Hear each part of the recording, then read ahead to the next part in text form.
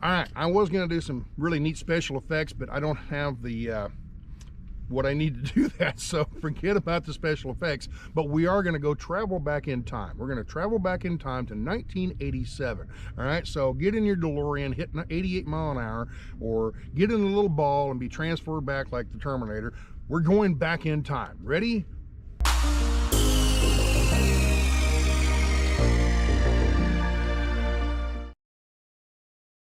All right.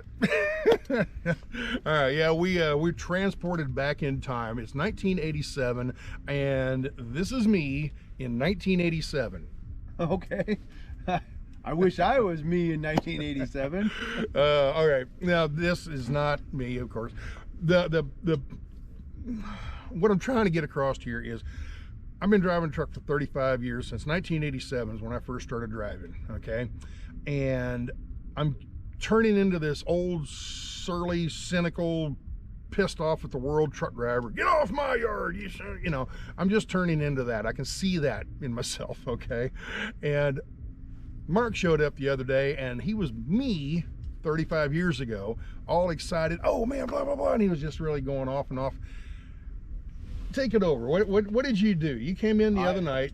Well, I've come out here and with the stand into the whole Hobo Tech get together for this will be my third year, and this year I went ahead and got my CDL and became a truck driver. It's been something I've always kind of romanced and looked at, and finally the opportunity in life came up because I had no responsibilities to take care of, and I thought it's a good way to be as a truck driver. He come walking up, and I didn't recognize him at first for some reason. I don't know why. He come walking up, and he had that Schneider hat on.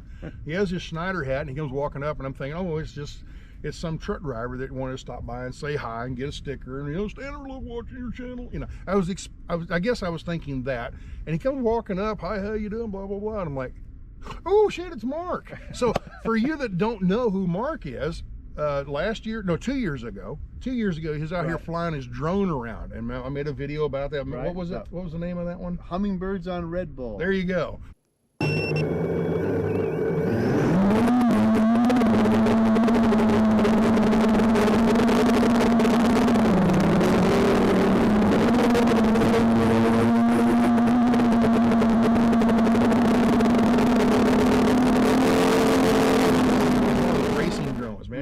Balls, you know.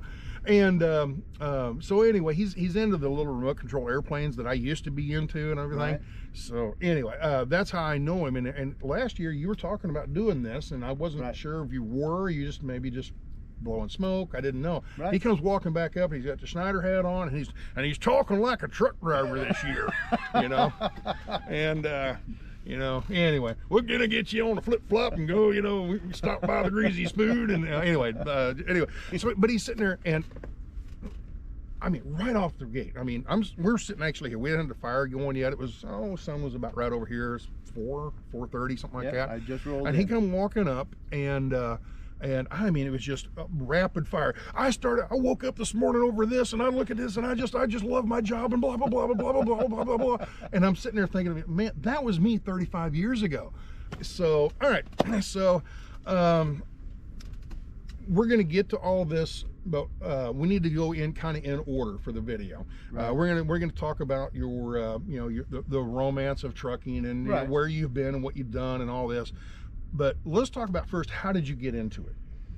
Well, so I had always seen the truck driving. You know, anybody who's out driving around, you see the little magazines, the flyers, you know, and you see them on the back of the truck, Drive for Us and everything else. And I kind of looked into it. It was just like, wow, that seems like a neat job, you know.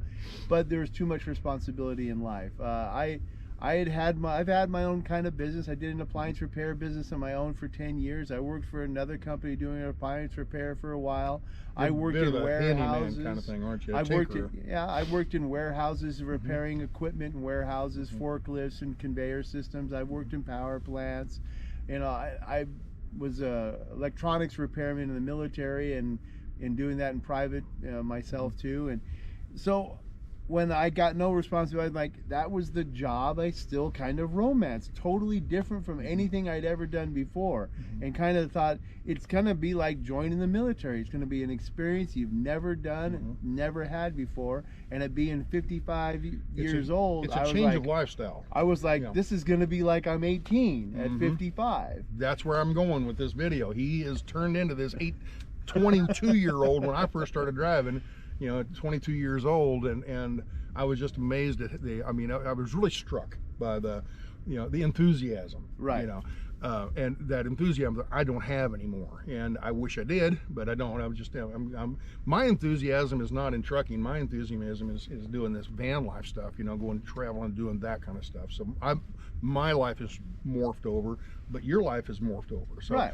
But anyway, so you had this background of, you know, different repair jobs and whatever, but you never done the trucking, and the reason was mainly because of family and commitments at home, right? Exactly. I knew that trucking is a lifestyle, and I wasn't able to do that lifestyle because the lifestyle that I'd already committed to was going to hold me to responsibilities I currently had that I couldn't just chuck everything and go start anew on something else. So when the opportunity was, I had no responsibilities and I could, I took it. It's one of those, you jumped on it. When you see it, you better grab it. Right. Okay, so you're about the same age. You're about a year younger than me, so you're not like a spring chicken. 55, right? You know, you're not like a spring chicken. So, but you're starting this new life in trucking, and okay. So how did it come about? You decide one day I'm just going to go buy a truck and start driving, or I mean, how did you get into it? So I got into it because my local community college. I'm from Southern Utah, St. George in particular. They had the local community college had a truck driving course, and the reason I chose that was talking with you, being out here before, talking with other drivers, watching the YouTube videos, seeing so many reviews of how people got their CDL, what they had to go through. Years ago, it was simple the way you did it, but nowadays, you have to. There's a training process. You just can't go. Somebody's not going to let you. Here's my truck. Go down and take your test. Right. I didn't have. Some people do because they come from a family of truck drivers. Right. But with a guy who's got no experience and doesn't know anybody in the industry, I had to start out that way. And they said the community college was the best way to go because it gave you the training that you needed, and it didn't make you beholden to a company. And you could also, my local community college in particular, trained with manuals, and one of the trucks they had was a W900, you know, long nose Kenworth, that you're like, how many times will I ever get to drive a truck like that? You know, I know that all the companies nowadays, it's here's your Freightliner with an automatic transmission. Here's your Tesla. Here's your Tesla. They call them curb snippers. Here's your curb snipper with an automatic transmission. Anteaters, yeah. And you know, everybody always, you know, if you watched TV, and you've been around trucking and watched it long enough, you know that long nose Pete with a lot of chrome, and that's the truck. That's what you drive. That's so I got the opportunity. The opportunity to play with one of those, and I've driven it. So I haven't just looked at it and still romanced it. I'm like, yep, been there, done that. Okay. So that's in the school and everything. And now, I know when you go to truck driving school, like a company, let's say Swift or somebody, you get a company like that, and what they'll do is they'll put you through a school. They pay for the schooling, and then you have to pay them back by working for them for a certain amount of time. Okay, and if you don't, then they're going to come back and say, "Hey, we want our money." Right. Okay. Here's your bill. Now, let's just say you're in St. George, Utah, and let's say you decided to Swift. Okay, which thank God you didn't. Okay, but let's say you went with Swift. You would have had to took off and go somewhere to where their terminal is, where their training terminal is, which is probably what, Phoenix, I would guess. Something like that. Salt Lake. Is there one Salt Lake? There's one in Salt Lake. But then you would have had to stay at one of their dorms or in a hotel or something like that. But because you're in St. George, you could stay at home and go to community college. Right. And that's now you didn't, but that's what these people could do. But most people, I mean, the local community college is going to, even if it's like my grandmother lives there, or I have a cousin who has a room that I could rent, or you know, there's some way of family or some way that you could work it out to be near a community college. Right. Plus, so that's what I was getting with the community college is there's so many of them in so many smaller towns. You know, you don't have to go off Like I used to train at a company, and I had students that come from Alabama, and they went all the way up to Ohio to go through their course and all that kind of stuff, and they're away from home the whole time, and put up in these dorms and all this kind of stuff. The community college, there's so many community colleges. Every little small town has a community college, it seems, so it's doable for people. Okay, right. And like you said, it's even if it's 50 miles away, it's only a 50-mile commute. You don't have to drive all the way across country. Right. But now what you did was a little different. Explain. In the sense, and staying at school and having a place to live. Well, my place to live, because I had transitioned from regular sticks and bricks living after I had taken care of all my family responsibilities and everything, and that was my mother was ill, and when she passed away, then I was like, okay, what am I going to do now? I took everything, put it into storage that I wanted to keep, got rid of everything else, and basically started living the van life, and did that for about, I put my business away, got rid of that, and kind of put it behind me, and took an 8-month little sabbatical to go out there and do the van life. And play in the van for a while. Right, and I knew truck driving was going to come, and I actually was just anticipating it, because the whole van life thing looks really interesting, but once you do it about 6 or 8 months, you're like, what else? Yeah. And being 55 at the time, I was like, I like working, and I do enjoy having a job. I like having that. And income. I'm not like having money. The income is not. I mean, the nomadic lifestyle, you can make it a lifestyle, but most people are still going to have to do some kind of work. Right. So I thought, well, I'm going to go do the truck driving thing, and that's still nomadic. It is still nomadic. You're just in a semi instead of a van. Even if you get a certain amount of money saved up, and you're like, hey, I'm okay. It's how you adjust your mind to things. Yes. Well, you could always say, hey, okay, I'm gonna put it away and go live the nomadic thing for 3 months. There's another company that'll hire you right out, because everybody's dying for truck drivers. Right. Yep. So you're in a field that by leaving and quitting a job, you're not taking a risk, because you can pick up another one. You just pick up where you immediately. left off. And if you decided, well, I had a job working at a company in Denver.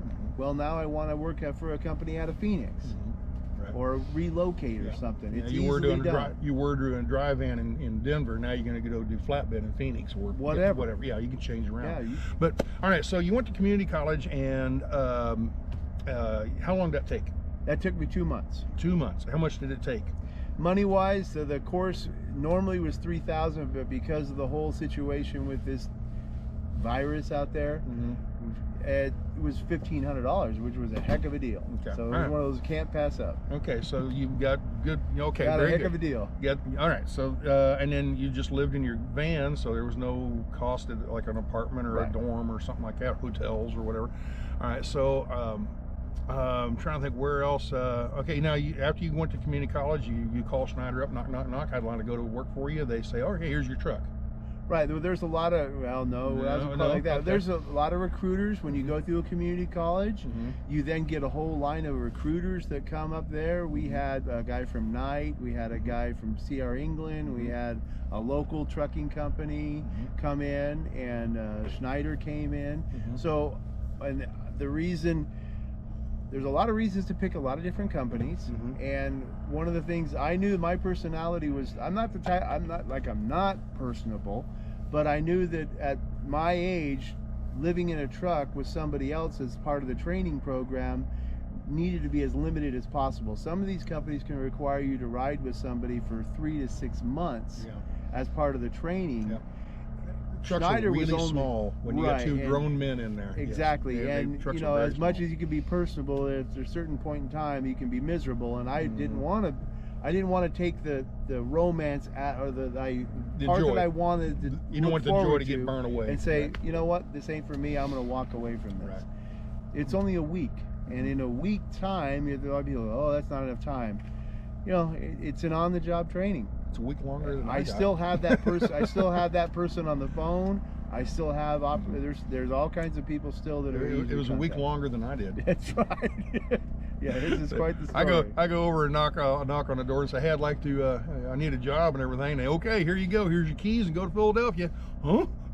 I didn't even know where Philadelphia was. And they took off and I went up there, and I knew it was that way. So I took off and stopped at a truck stop and bought a road atlas, just an old cheap one, you know, and I've learned later on, no, you get the laminated ones, that's the better ones. Anyway, so, but I got just an old road atlas and took off and went up there, and there's huge stories there, blah, blah, blah, but we'll pass on them for this video.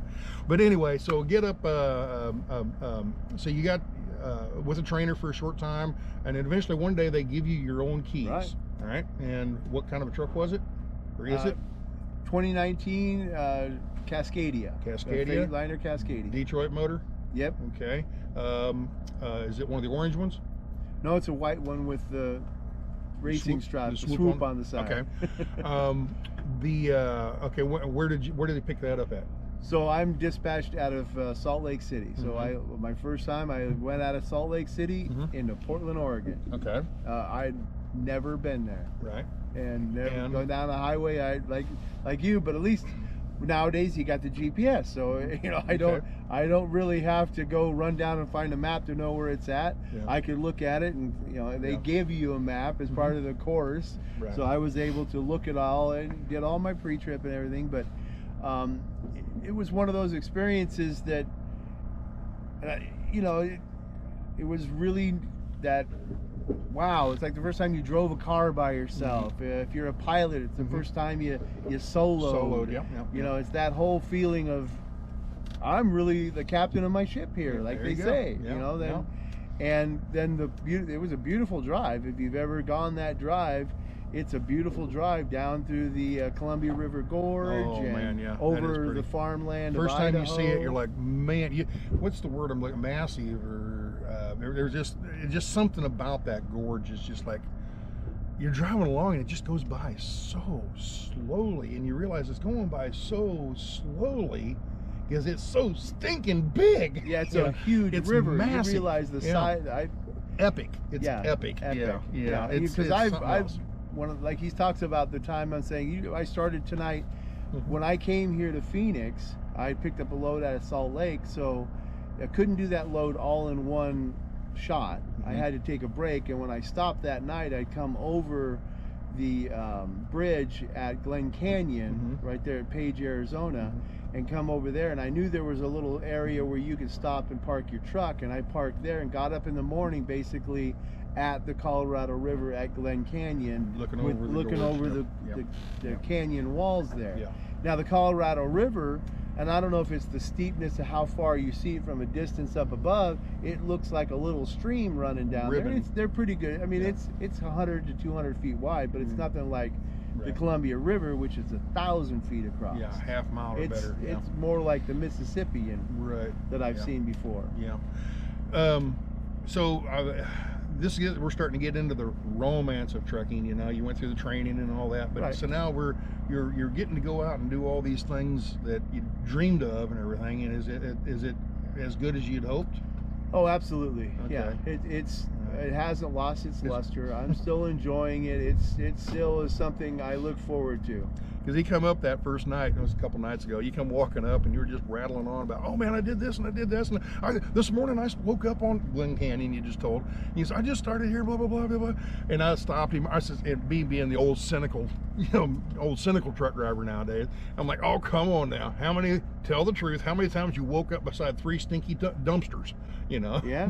And there's good and bad. It's not all perfect, but still. Yeah, with 2 reefer trucks next to you with the refrigeration units. Wait till you're in Iowa and 2 pig trucks pull up beside you. Yeah, that's fun. Woo!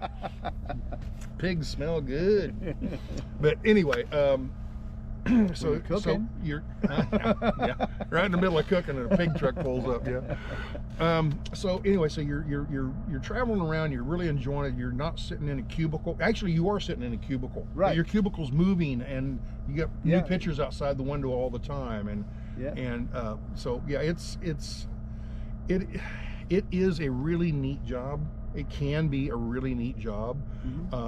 The industry's changed a lot in 35 years that you won't see. Well, actually, you will see, because you're driving a diesel truck and you're getting into it now. How long do you think you're going to do this? Till you're 80? Oh, no, 70, 65? Probably at most 10 years. 10 years? Okay. Well, in those 10 years, you will probably start seeing electric trucks. I mean, Tesla keeps talking about putting one out. You're not going to be put out of business because of Tesla trucks, you know, or self-driving trucks. They're working on it, but they still got to get the system to work well, and then change all the laws. Who's responsible if there is an accident, and blah blah blah, and then I don't know, but that is coming someday. But you don't have to worry about that, I don't think. I mean, somebody wants to get into trucking today when you're 20 years old, and I want to become a truck driver, 21 years old, I'm ready to go. I wouldn't hesitate if that's something you want to go do, because there's some people out, well, in 10 years there won't be any truck drivers. It'll all be electric trucks, being self-driven, and the truck drivers will be like the buggy whips. I don't know of an industry out there that it won't change in 10 years. Yeah, I mean, but it won't change that much. Everything's changing so fast. There will be a day, and I probably will see it. I'll be in a nursing home going, you see them old electric trucks? I remember whippersnapper, I had a diesel truck.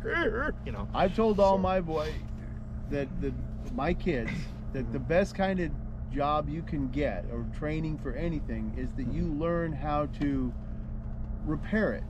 Because even if we come up with a system, I don't care if it's what it is, if you like computers, become an IT guy. If you like mechanics, become the guy, or something like that. Because it doesn't matter if there's a machine that's going to replace you, somebody's got to fix the machine.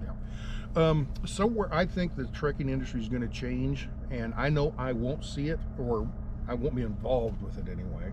You might, but a younger guy, let's say you're 25 years old and you're in Mark's situation. You don't have a family, you don't have any kids yet or anything like this, and hey, I can go do this, but you can do it at 25 instead of 55. Okay, right. So you can go out at 25 years old today and you can learn how to drive one of these trucks. In your career, in the 30, 40 years of driving career, you're going to morph over from actually being in the truck with a diesel engine going down the road, and then you're going to get an automatic, and then you're going to get an electric truck, still driving it. But eventually they're going to be like, I think this is the way it's going to happen, is the electric trucks will start piggybacking or linking together, training. You'll be like a train engineer. So you'll be one driver in the front truck, and there'll be 4 or 5 trucks behind you that lock in behind you and tailgate basically, and they monitor. So it becomes a road train going down the road. They're not touching, but they're linked electronically through the adaptive cruise control kind of thing. All right. So one driver, he's in charge of the 4 trucks that are behind him, and he'll be a Amazon driver, and he's going to go from one terminal to another. So one driver is going to drive 4 or 5 trucks all at one time. That will come, and then eventually I think it'll get to where it's like the military and their drones. You will be a truck driver sitting in St. George, Utah, in your nice house, and you'll have a video game monitor set up in front of you, and you will drive 30 trucks all at one time. From a terminal. Okay, now, you might not be at home, you might be at an office someplace, but the internet will be that way to where you won't be driving any of the trucks. They will drive themselves, and you're monitoring in case something happens. Oh, hey, truck number 13, we got a blah blah blah, something, a blowout or something, and you are the one in charge of calling for service repairs. I would say when the railroads no longer have engineers on the trains, you can think that there might be this automation system that will make the trucks automated, but we still have guys riding in the train. Right, for the panic. You talk about something that could be remotely operated or operated by it, that could be done so quickly. 747 can fly themselves. Well, but still, I mean, the train is on a track and can only go forward or back. It's but you need somebody to monitor all that system. And of course, if something happens, you need somebody on the site. Tire blows out or something. Or even in a train. So I mean, this is still going to have to have somebody there. Human interaction of some type. Of some type. Now, you might not actually be sitting in a truck. This is 30 years from now. You might not be sitting in a truck. You might be sitting in a terminal somewhere, or you might be in the lead truck pulling 4 other trucks behind you. Okay, however that might work. But still, things will change, but there will still be jobs, and somebody's got to get out and actually open the freaking doors to back it into the loading dock. So the truck might take off from point A to point B, because somebody's got to load it, somebody's got to hook it all up, somebody's got to go out there and charge the battery, be ready to go. Right. Somebody's got to reach out there and push the button, and it takes off down the road. Right. It goes 500 miles down the road to the next major terminal. It goes from LA to Phoenix, let's say. Gets to Phoenix. When it gets to Phoenix, maybe they just pull up outside of town and drivers get in it and drive through town up to the loading dock or something. It's the from LA to Phoenix, that is automated or something along them lines. Well, I don't know, but it'll be something. You know, when my mother, who's passed away, you know, when she was younger, women were learning how to become typists, and they would work in a whole entire, you know, with lines of these women on typewriters, typing things that needed to be typed. My mother did that. Well, we don't use typists, but we all learned how to type. Still have the keyboard, yeah. And we still have the keyboard. Back then, unless you were a typist, you had no idea how to use a keyboard. Now kids are learning how to use that keyboard because everybody has to know it. Yeah. So the ability to repair, maintain, and operate equipment like that is becoming more of the importance of what we as humans need to learn and know how to do, is the interaction between man and machine. Because the machine is taking over a lot of the work, but man's interaction with it still is there. Right. So what are we missing? Are we forgetting anything? Anything else you want to throw in here that about the... Well, the trucking, I mean, it's a lifestyle. That's one of the things people have to realize. If you're getting into it, you have to not look. There's local truck driving, which is going to be a job that you want to do, but if you want to do the over-the-road truck driving, you're the guy who wants to drive across the country, or you know 500 miles and then pick up another load and go 500 miles, not back where you just came from, but you know, 500 miles north, they're going 500 miles east. You're going to be an over-the-road truck driver. You don't know where your next load's going to have. You get a load, and halfway through that load, then they'll update you and give you your next one, but you don't know where you're going to be at this Thursday, and it's on a Monday. That kind of, it's a lifestyle, and that's what people have to realize. It's you can't always guarantee. Like my vacation time on this one, I got here a little late, not because of me, but just because of the way the weather and loads work out. Life can't be put all in a box and said, well, this is the way everything's going to work, because it doesn't work that way in this lifestyle. And people have to realize that. That's for sure. If you're going to dedicate yourself to over the road, it's a lifestyle. You think you're going to like it? I do like it. I already do like it. It's the thing about it. If I feel like if I don't like it, or I get to a point where it's kind of like burned out a little bit, I think it's one of those things I could take a break away from it and come back to it. Or do it seasonally, like you do it up there with the farmers. I mean, there's all kinds of seasonal work out there that if I decided, you know what, I just need to work for this length of time and then I can go do this. Plus I always have a job as long as I have that CDL.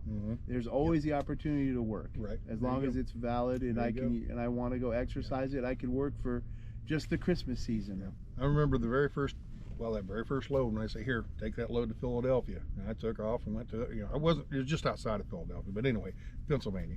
So I took off and went up there and everything, and I remember telling myself, I'm going to do this for a year. I'm going to force myself to do this for a year. And if after a year I don't like it, I'll go find something else. But I'm not going to just give it 2 or 3 weeks. I am going to work on this for a full year.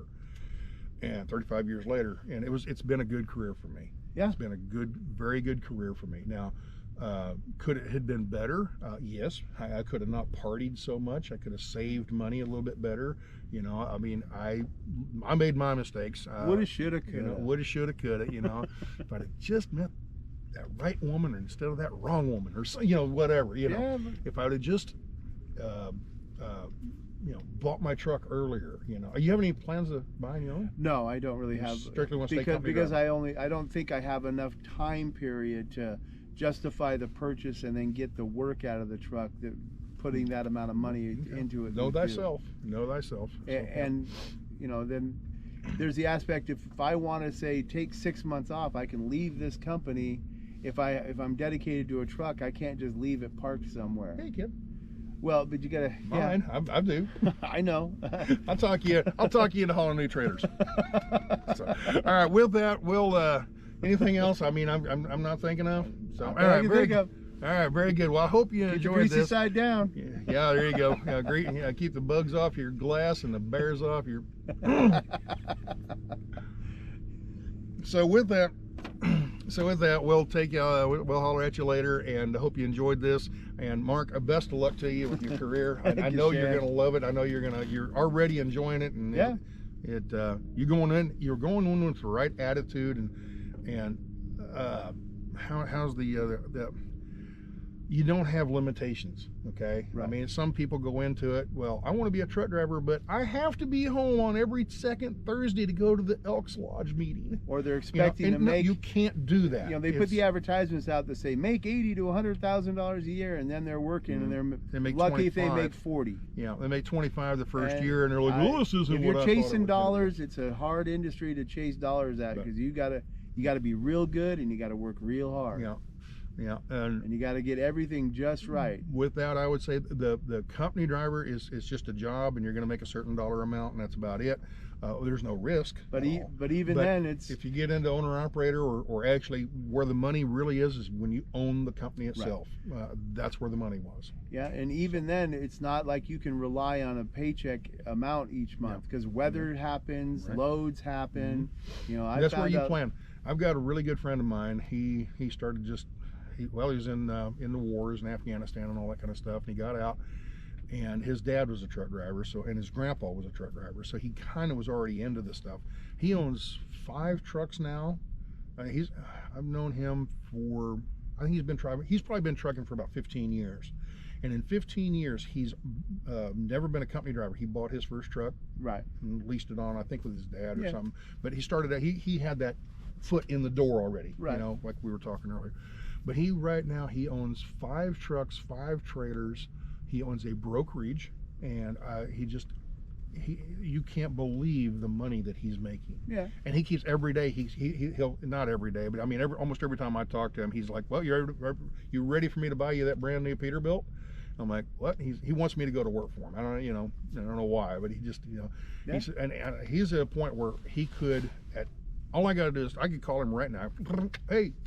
His name's Mark too. He's, "Hey Mark, yeah, hey, go ahead and buy that Peterbilt. Yeah, I want a red one. Okay, yeah, I want this, blah blah blah, that blah blah blah, and give him a spec sheet of what I want, and he go out and buy it and call me a couple weeks later and says, "Come on, let's go to work." Well, because 1, he has the money, but 2, he has the wherewithal to do it. He's a really good, smart businessman.